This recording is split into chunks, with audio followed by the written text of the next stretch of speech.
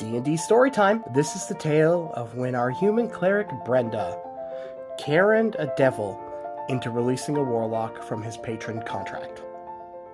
So the cleric in our group, Brenda, when her player came to me with this character, she didn't have much of a backstory. She left it very open-ended for me. She didn't even tell me which deity gave her cleric the power. All she told me was that Brenda was a difficult person to be around, and she played that very well. Brenda is a very difficult person to be around. And the other thing she said was that she was an agnostic cleric, which is objectively funny, because this is a world where gods are canonically real. Like, it's not a faith-based thing. They're real. People have met them. They walked amongst us. Like, gods are real. And this cleric is still agnostic. So our cleric didn't know exactly where her power came from. I do.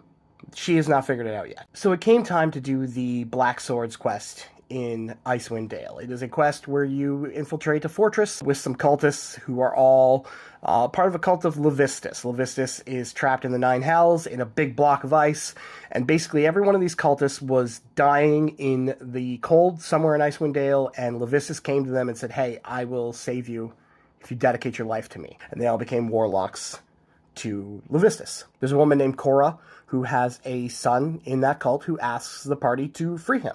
And the group had a positive relationship with the cult, believe it or not. They kind of, the leader of the cult was kind of a jerk. There was one guy named Thoob who they really loved for some reason. I think just because his name was Thoob. But they basically convinced this cult to let the guy out. But as they learned quickly, the cult can let him leave, but Levistus might not. So they had to find a way to get Levistus to release him from his contract. So the group goes to the basement of this fortress where there is a mannequin frozen in ice that they use as like a place to worship Levistus, because it looks like his frozen form in the Nine Hells. They also have these Chardelaine swords that they wear on necklaces that are very evil, make people feel sad when they hold them. They're bad. We get down there, and of course our cleric is completely disinterested in this. And it's like, come on, you're the cleric. Do something religious. First person to try to reach Levistus is our rogue. If they rolled a nat 20, maybe I would have given it to the rogue. They did not. So the rogue failed the religion check.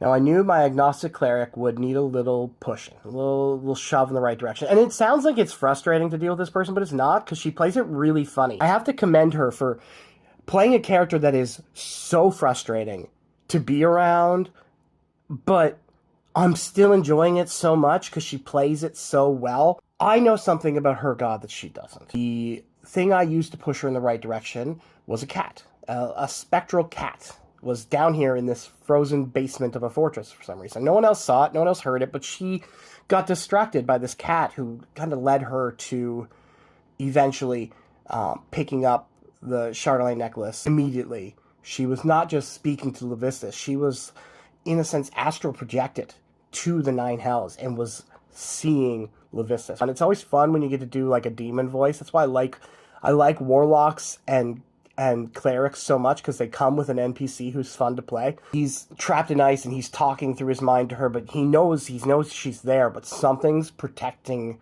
her from him.